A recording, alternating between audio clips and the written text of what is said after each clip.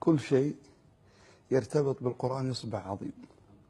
جبريل عليه السلام نزل بالقرآن فأصبح سيد الملائكة وسمي بالروح الأمين.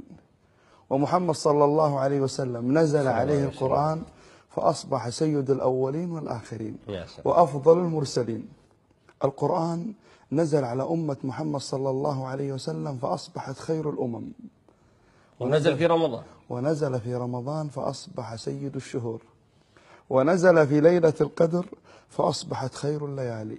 ووالله الذي لا إله إلا هو أن القرآن إذا نزل في قلب إنسان أصبح خير الناس، لأن النبي صلى الله عليه وسلم قال: خيركم من تعلم القرآن وعلمه.